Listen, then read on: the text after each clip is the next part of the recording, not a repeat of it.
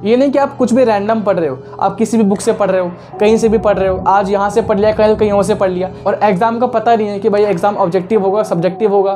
क्योंकि अगले 21 दिन के अंदर आप अपना पूरा सिलेबस, गारंटीड है कि आप अपना पूरा सिलेबस जीरो से हीरो, आप पूरा सिलेबस अपना कंप्लीट कर लोगे। इस बात की गारंटी मैं देता हूँ। नीचे अभी के अभी फटाफट कमेंट करो कि यस, चैलेंज एक्सेप्टेड। मैं देखना चाहता हूँ कि कितने बच्चे लोग सच में हिम्मत करके इसको एक्सेप्ट करते हैं। हेलो गाइस, क्या हाल चाल। उम्मीद करता हूँ आप लोग काफ़ी अच्छे होंगे। और आज की इस वीडियो के अंदर हम लोग देखने वाले हैं 21 days magical study plan for class 9th term 2 exam. अगर आप एक क्लास 9th के स्टूडेंट हो, believe me this is the most important video right now. अभी आप जो भी काम कर रहे हो सब कुछ साइड हटा के अगले 10 मिनट के लिए बिना स्किप किए इस वीडियो को देख लो। इस वीडियो का एक एक सेकेंड आपका इंपॉर्टेंट होने वाला है।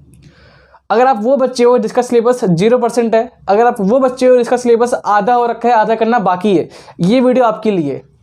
क्योंकि अगले 21 दिन के अंदर आप अपना पूरा सिलेबस, गारंटीड है कि आप अपना पूरा सिलेबस जीरो से हीरो, आप पूरा सिलेबस अपना कंप्लीट कर लोगे। इस बात की गारंटी मैं देता हूँ। ठीक है, आज से ठीक 4 महीने पहले मैंने आपको एक प्लान दिया था, सेम प्लान टर्म 1 के लिए। आज के दिन उसको 2 लाख से ज़्यादा बच्चों ने देखा है और हज़ारों बच्चे ने उसका फ़ायदा उठाया है। उस वीडियो के कमेंट्स आप अभी भी जाके देख सकते हो कि भैया हमारा सिलेबस 0% पे था। इस वीडियो के बाद, इस प्लान के बाद हमने अपना सिलेबस पूरा किया। और सिर्फ सिलेबस ही नहीं किया, इस प्लान को फॉलो करने के बाद हमारे स्कोर काफ़ी अच्छे इंक्रीज हुए हैं। और ये सेम प्लान मैं आप सभी के लिए टर्म 2 के लिए भी लेके आया हूँ। जैसे आप सभी को पता है कि यार जो माहौल है वो थोड़ा सा ख़राब है, कोरोना के केसेस बढ़ रहे हैं, है ना, स्कूल्स बंद हो चुके हैं ऑलमोस्ट, और एग्ज़ाम का पता नहीं है कि भाई एग्ज़ाम ऑब्जेक्टिव होगा सब्जेक्टिव होगा। टर्म 1 में काफ़ी कम मार्क्स आए हैं कुछ लोगों के, और सिलेबस अभी काफ़ी बड़ा है, टाइम कम है। तो उस कम टाइम में हमें सिलेबस भी कवर करना है, हमें रिवीजन भी करना है और अच्छे मार्क्स भी लेके आने हैं। तो इस केस में आप जो प्लान होने वाला है ये आपके लिए पूरा ब्रह्मास्त्र होने वाला है। ठीक है, तो बिलीव मी, इस प्लान को अगर आपने फॉलो कर लिया, गारंटीड है कि आप अपने एग्जाम में एक अच्छा स्कोर लेके आओगे और अपना सिलेबस तो डेफिनेटली पूरा करोगे ही करोगे। ठीक है, इस प्लान को डिस्कस करने से पहले हमें कुछ ज़रूरी बातें समझनी जरूरी हैं, क्योंकि ये प्लान तभी एग्जीक्यूट होगा अगर आप वो बातें समझोगे। ठीक है, तो पहले वो बातें हम लोग कर लेते हैं। तो यार, प्लान को डिस्कस करने से पहले हमें ये समझना होगा कि हमारे जो रिसोर्सेज हैं वो डिफाइन होने चाहिए।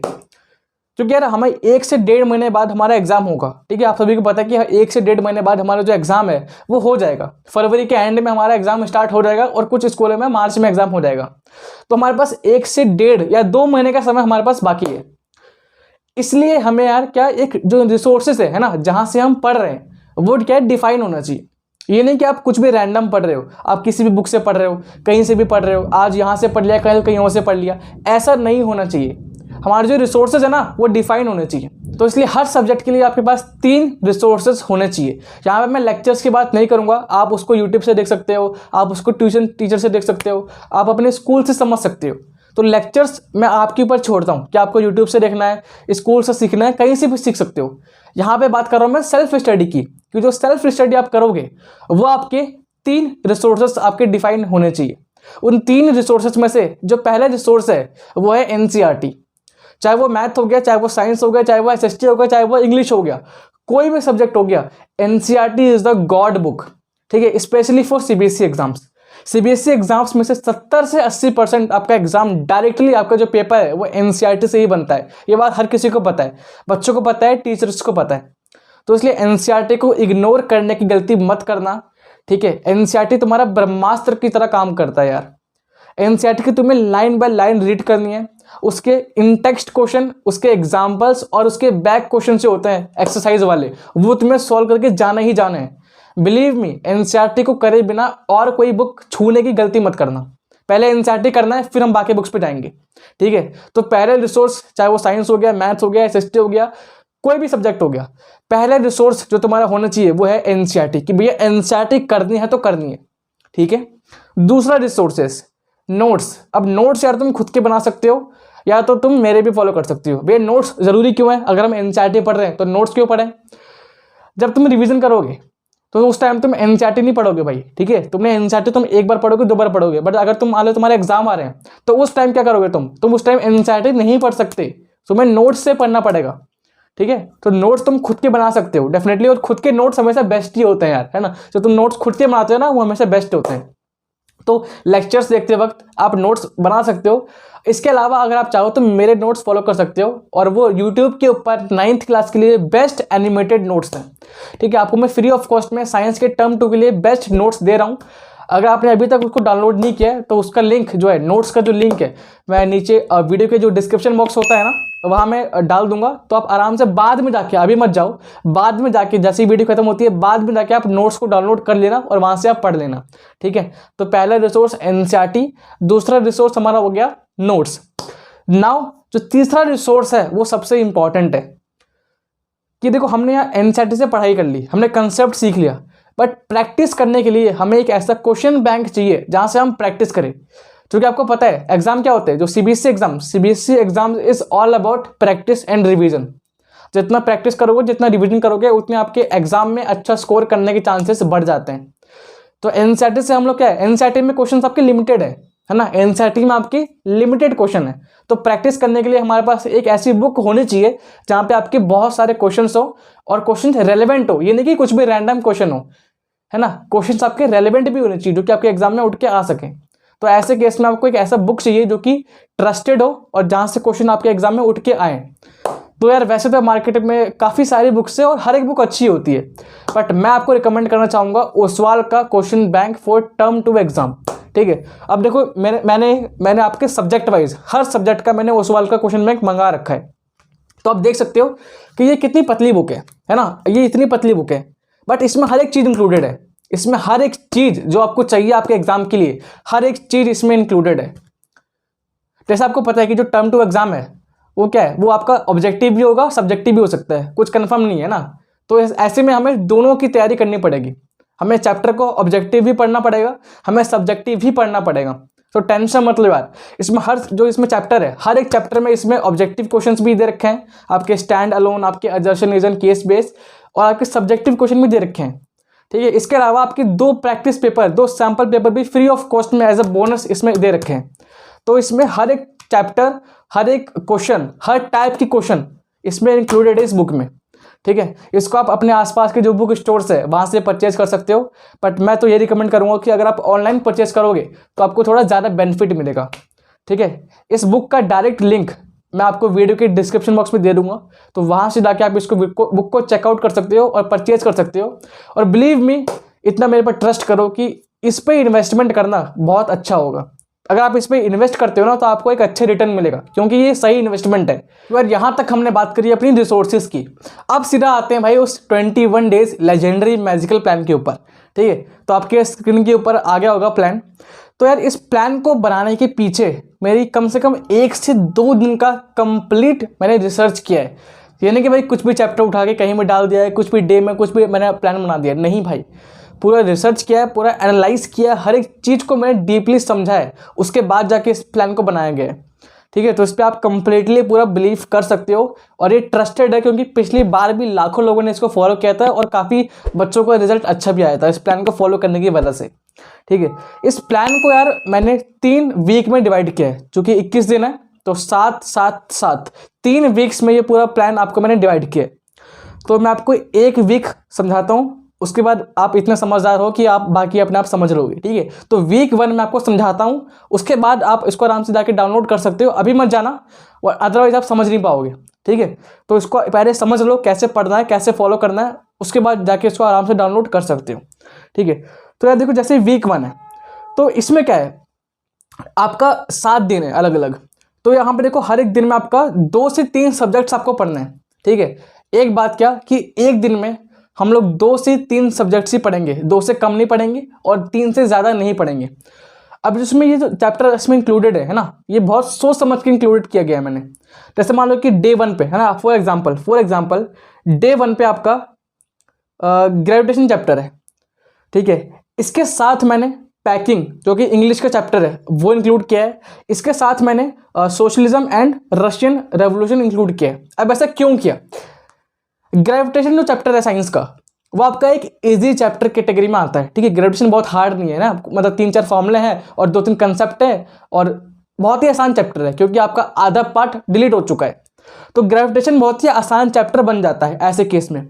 तो इसलिए मैंने इसके साथ 2 आपके सब्जेक्ट्स इंक्लूड किए हैं, ग्रेविटेशन के साथ मैंने पैकिंग किया है, जो कि इंग्लिश का आसान चैप्टर होता है, और इसके साथ मैंने हिस्ट्री का रशियन और socialism and Russian revolution include किया है। तो क्योंकि एक आसान चैप्टर है इसलिए मैंने इसके साथ 2 अलग सब्जेक्ट इंक्लूड कर लिए। तो डे 1 पे आपको इतना करना है, और ये सेम चीज़, ठीक है, सेम चीज़ आपको डे 2 पे करना है। देखो डे 2 पे आपका सेम, आप जो ग्रेविटेशन है आप उसको आगे पढ़ोगे, और सोशलिज्म एंड रशियन रेवोल्यूशन इसको भी आप डे 2 पे सेम पढ़ोगे। और क्योंकि यार इंग्लिश तो आसान होता है, तो एक दिन में हम आराम से कर सकते हैं एक सब्जेक्ट, तो इसलिए डे 2 पे आप इंग्लिश का एक नया चैप्टर पढ़ोगे, जो कि है रीच फॉर द टॉप। तो आई होप लोग समझ गए होंगे कि एक चैप्टर को हम लोग 2 दिन देंगे, ठीक है, एक चैप्टर को हम लोग मिनिमम 2 दिन देंगे। तो डे 1 पे जो आपने पढ़ा है वो डे 2 पे आप दोबारा पढ़ोगे, दोबारा इन द सेंस कि मान लो जो चैप्टर है वो एक दिन में तो आप कंप्लीट कर नहीं पाओगे, क्योंकि एक दिन में आप 4 से 5 घंटे ही पढ़ पाओगे मैक्सिमम, है ना। आपका स्कूल होता है, आपका कोचिंग होता है, तो आप 3 से 4 घंटे ही पढ़ पाओगे सेल्फ स्टडी, मुझे पता है। तो ऐसे केस में क्या है, आप एक दिन में हर एक चैप्टर तो निपटा नहीं पाओगे ना, तो इसलिए हर चैप्टर को हम लोग 2 दिन देंगे, ठीक है। तो इसलिए प्लान ये नहीं कि बहुत हार्ड है, अब अगर आप मेहनत करोगे, अगर आप ट्रस्ट करोगे, तो आप इसको आराम से फॉलो कर सकते हो इस प्लान को। और इस प्लान को अगर आपने फॉलो कर लिया, 21 दिन फॉलो कर लिए, गारंटीड मैं कह रहा हूँ कि आप 21 दिन बाद आपका कॉन्फिडेंस जो है नेक्स्ट लेवल पे होने वाला है, ठीक है। और डे 2 पे आप समझ गए। डे 3 देखो, डे 3 देखो, डे 3 पे मैंने क्या करा है, डे 3 पे मैंने, क्योंकि देखो अभी तक हमने 2 दिन से हम लोग साइंस पढ़ रहे थे, तो डे 3 पे मैंने एक क्या कर दिया, मैंने साइंस को उठा दिया, मैंने मैथ लिया है। तो डे 3 पे आपको पॉलिनोमियल्स, जो कि एक अच्छा चैप्टर है, जो कि सबसे ज़्यादा मार्क्स आपका कैरी कर रहा है ना, इस बार आपके सबसे ज़्यादा मार्क्स जो है वो ये चैप्टर कैरी कर रहा है, पॉलिनोमियल्स। तो पॉलिनोमियल्स के साथ आपको वर्क एंड एनर्जी, जो कि एक मीडियम लेवल का चैप्टर है, ठीक है। तो इसलिए मैंने, क्योंकि ये दोनों चैप्टर क्या है, थोड़े से ईजी नहीं है, थोड़े से हार्ड की तरफ है, थोड़ा सा डिफिकल्ट है बेसिकली, तो इसलिए मैंने सिर्फ दो सब्जेक्ट रखा है। तो डे 3 पे आपको पॉलिनोमियल्स करना है और वर्क एनर्जी करना है, और डे 4 पे क्या है, सेम है, पॉलिनोमियल्स और वर्क एनर्जी को आगे करना है। तो आई होप आप लोग समझ गए होंगे। ऐसे डे 5 पे क्या है, क्वाड्रिलेटरल्स एक आसान चैप्टर है, तो इसलिए मैंने क्या कर दिया, इसके साथ इंग्लिश कर दिया, और मैंने क्या कर दिया, ज्योग्राफी कर दिया, ठीक है। और डे 5 पे क्या है, आपको सेम करना है, और क्योंकि इंग्लिश क्या होता है, आसान होता है, तो इसलिए डे 6 पे आपको एक अलग चैप्टर आपको मैंने कर दिया इंग्लिश का। और जो डे 7 होगा, बिलीव मी अभी इतना खत्म नहीं हुआ है, जो डे 7 होगा हर 7वां दिन, वो आपका क्या होगा, आपका weekly revision day. Day 7 will be your weekly revision day, और ये सबसे इंपॉर्टेंट डे है। भैया ऐसा क्यों बोल रहे हो, क्योंकि पिछले 6 दिन में, है ना, पिछले 6 दिन में आपने जो भी किया है उसका रिवीजन आप 7वें दिन करोगे। तो ये नहीं कि भाई सिर्फ पढ़ना ही पढ़ना है, ऐसा नहीं होगा हमारे यहाँ क्या होता है कि 6 दिन पढ़ने के बाद जो भी हमने पूरे हफ्ते किया है उसका रिवीजन हम लोग करेंगे 7वें दिन। और ये सिर्फ रिवीजन डे नहीं है, ये आपका रिजर्व डे भी है। मतलब ये समझ नहीं आया इसका मतलब, मान लो कि भाई डे 3 पे, है ना, फॉर एग्जांपल डे 3 पे आपको बुखार आ गया, या फिर आपको कुछ काम आ गया, आपको कहीं जाना पड़ गया, है ना, तो मान लो कुछ भी हो गया, आप चैप्टर नहीं कर पाए, तो उस वक्त क्या होगा, उस जो आप नहीं कर पाए, जो चीज़ आप डे 3 पे नहीं कर पाए, उसको आप लोग जो डे 7 है ना, इसमें आप उसमें यूज़ कर सकते हो, ठीक है। तो रिवीजन के साथ आपका रिजर्व डे की तरह भी काम करेगा ये। इसके अलावा देखो यहाँ पे क्या है, लास्ट में एक कॉलम है जो कि है रीमार्क्स। इसका मतलब क्या है, पूरे हफ्ते में आपने क्या सोचा था और कितना किया है वो आपको यहाँ पे लिखना है। मान लो कि आपका गोल क्या था कि भाई मैं ये चैप्टर करूँगा, पूरे इतने सारे चैप्टर, बट क्या वो हो पाया है, वो चीज़ आपको यहाँ लिखना है रीमार्क्स में, ठीक है। इसके अलावा देखो ये वीक 1 ऐसा हो गया, ऐसे आपका सेम वीक 2 पे है ना, और सेम आपका वीक 3 पे है। और बिलीव मी यार, जो ये आपका प्लान है ना, ये प्लान ये बहुत ही रिसर्च करके बनाया है, कुछ भी रैंडम फिट नहीं हुआ है, ठीक है। पिछली बार भी 2 लाख से ज़्यादा लोगों ने इसको देखा था, और काफ़ी सारे बच्चे ने ट्रस्ट करके इसको फॉलो किया था, और उनके मार्क्स काफ़ी नेक्स्ट लेवल आए थे, ठीक है। तो अगर आप इसको फॉलो कर लेते हो तो आपके जो मार्क्स है वो एकदम अलग लेवल पर जाने वाले हैं, ठीक है। इसके अलावा अगर आप इस चैलेंज को एक्सेप्ट करते हो, अगर आप एक्सेप्ट करो कि भैया हाँ मैं इसको फॉलो करूंगा पूरे मन से, तो अभी के अभी फटाफट कमेंट करो कि यस चैलेंज एक्सेप्टेड। मैं देखना चाहता हूँ कि कितने बच्चे लोग सच में हिम्मत करके इसको एक्सेप्ट करते हैं, क्योंकि यार वीडियो देखने से काम नहीं होता है, क्या आप सच में इसको फॉलो करोगे वो मैटर करता है। तो अभी के अभी सब लोग कमेंट करो कि यस भैया हम लोग चैलेंज एक्सेप्ट करते हैं और हम इसको पूरा करके दिखाएंगे। एक और चीज़, इसके अलावा चैलेंज तो एक्सेप्ट कर लिया, बट इसके अलावा एक और चीज़ करना है, क्या है कि हर एक हफ्ते बाद, ठीक है, ये मुझे आप लोगों से प्रॉमिस चाहिए कि हर एक हफ्ते बाद आपको दोबारा वीडियो पे आना है और कमेंट करना है कि क्या इस हफ्ते का जो आपने सोचा था क्या वो पूरा हो पाया है। अगर नहीं हो पाया तो कितने चैप्टर नहीं हो पाए, अगर हो पाया तो कितना हो गया।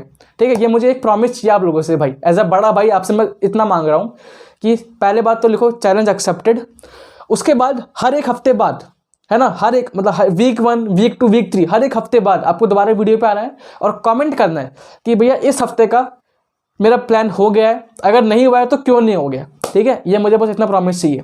मिलता हूँ आपसे अगली वीडियो में, तब तक यार इस वीडियो को लाइक करना, और जो लोग पहली बार आए हैं मेरे छोटे भाई बहन सब्सक्राइब कर दो यार। ठीक है, सब्सक्राइब कर दो, थोड़ा सब्सक्राइब करो, थोड़ा प्यार दिखाओ मुझे भी, ताकि हमें भी मोटिवेशन मिले। ठीक है, तो लाइक करना और सब्सक्राइब जरूर करना, और हो सके तो भाई शेयर भी कर देना। वैसे आप लोग करते तो नहीं हो बट फिर भी शेयर कर देना यार। ठीक है, ताकि बाकियों की भी हेल्प हो जाए। मिलता हूँ आपसे अगली वीडियो में, तब तक के लिए अपना ख्याल रखना, सेफ रहना, take care and good bye. प्यारी प्यारी लगे मुझे वो हर एक दिन और हर मौसम में, उसी का नाम लिखना चाहूँ हर बार मैं तो मैसेज के कॉलम में, उससे मैं प्यार से रखूं जैसे एसगार्ड हनी क्योंकि थारू मैं। You know I love you baby girl, now why don't you just call on my